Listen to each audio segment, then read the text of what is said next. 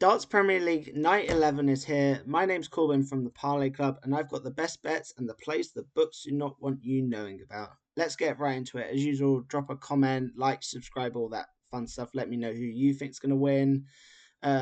Quick recap of last week. Went 0-3 on client plays, although they were all reduced odds because, as I mentioned last week, some of the results are getting a little funky at the minute. Still an incredible 19-11 on Darts Premier League plays. Still up money as we'll get to later. But I think you have to be way more careful and responsible in these later weeks. We see it every week at the minute. There's just upsets, bullseye, checkouts, everything kind of going on, and it's less predictable than the red hot start that we were on. Although I was expecting that not to continue. Let's get right into it. Starting off with a great game in Luke Littler versus Goen Price. Wow, where'd you start with these two?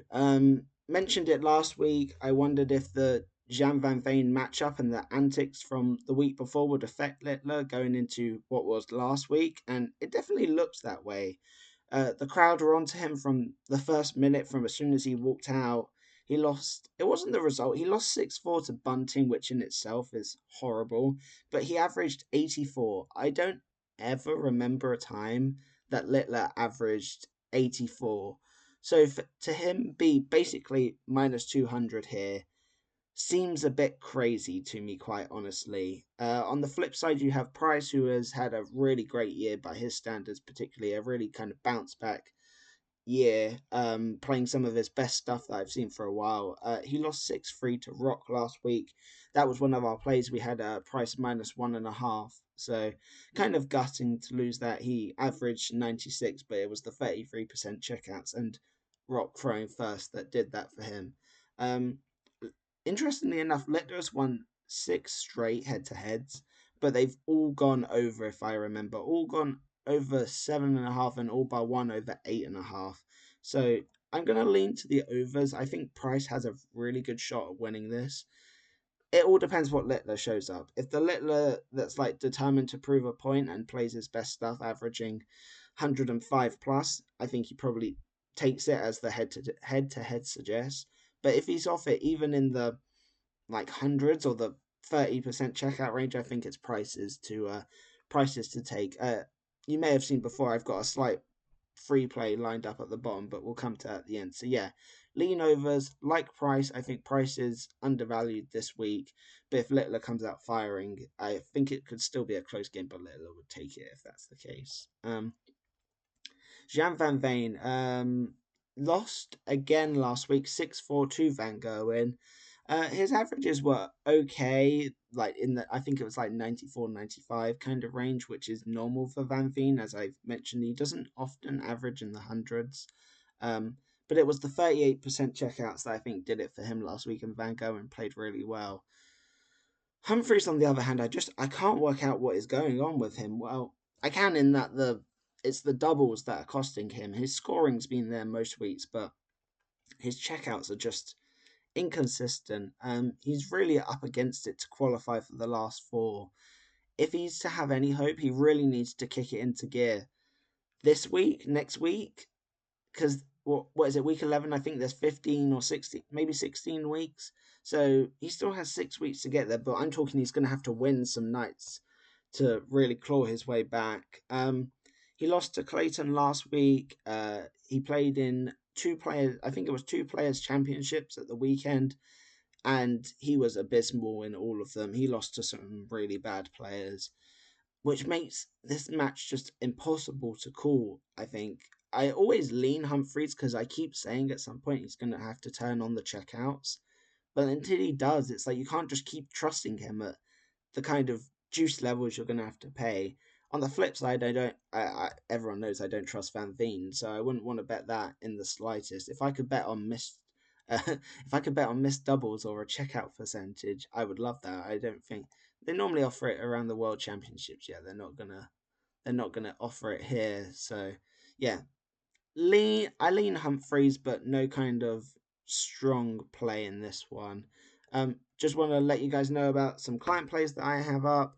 If you click the link in the bio or the comment, it brings you to this page, which has links to all my social media, DubClub, and spreadsheet. First link is to get you to the DubClub page, which is where you can buy any subscription you want. Highly recommend month or year subscription to get every player. We haven't had a losing month yet this year.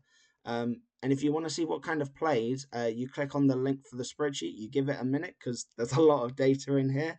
I'll try and zoom in so you guys can at least see some of it. Oh, it doesn't want to zoom. But yeah, if you click the link, you can see all the kind of plays that we've got. Ranges from tennis, KBO, UFC, darts, list goes on. Up 11 units last 7 days, 119 on the year. Some of the highlights, tennis is up 51 units, really happy with how that's going. Motorsport, so like MotoGP, F1 is up 23 units, UFC up 20, darts 14, soccer 17 and a half, and we're heading towards the World Cup. So yeah, really happy with how the sports are going all round, really. If you want to check it out, obviously load the spreadsheet. You can see any kind of record plays if you want to have a look. Obviously, if you have any questions, obviously DM me on any platform and I'll get back to you. Really, the month is the one you want to get because it gets you a taste of everything. Anyone can win or lose in a week. You give me a month and I'd like to take my chances that I'm going to have a winning month. Obviously, been doing this 5+ years, have all the records, everything. Just be responsible, particularly with darts at this stage of the year. Let's get back into it. Van Gerwen versus Clayton. So Clayton won last week, beating Humphreys Rock. Of course, he beats Rock. We've had him as a client play against Rock. What was it? 3 weeks ago, in back-to-back weeks in the first round. He loses both of those, but of course he could do it here. And then he beat Van Gerwen in the final, who is his opponent tonight. It was 6-5, so a really close game. The odds kind of suggest that it's kind of almost a pick 'em. And that's probably how I see it, to be honest. Head-to-heads are really close, 6-3 and 6-5. Close games between these two. Both played well the last week or two. If I had to go with anything, it would be the overs, which, again, you'll see we'll get to in a second. But I love the over 7.5, 8.5. Even the normal over 9.5. I really like this. I think it's kind of 6-4, 6-3, potentially either way. That's why I like the over 8.5. Moving on to the last game, Bunting versus Rock. Again, Pickham probably right here. Bunting is coming off the win versus Littler, although that was Littler being bad as opposed to Bunting lighting it up. Rock has shown a few bright spots throughout the last couple of weeks. He's really found at least something. I don't know if it's him being good or him taking advantage of opponents' mistakes. Head-to-head's kind of very even between the two, although Bunting won the head-to-head in the Premier League 6-1. Again, there's better places to put your money than trusting Rock or Bunting to do anything that you expect them to do. So this is let me zoom out a little. This is the free play that I came up with. So it's Van Gerwen versus Clayton over 8.5, as I mentioned.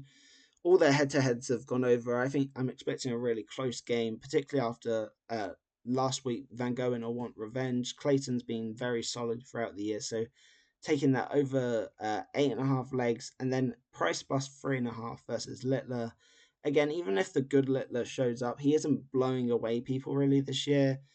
Price, I expect, can hang with him at least a 6-3 loss if the best Littler turns up. That's minus 164. I may put that in for a unit or two as a client play on DubClub.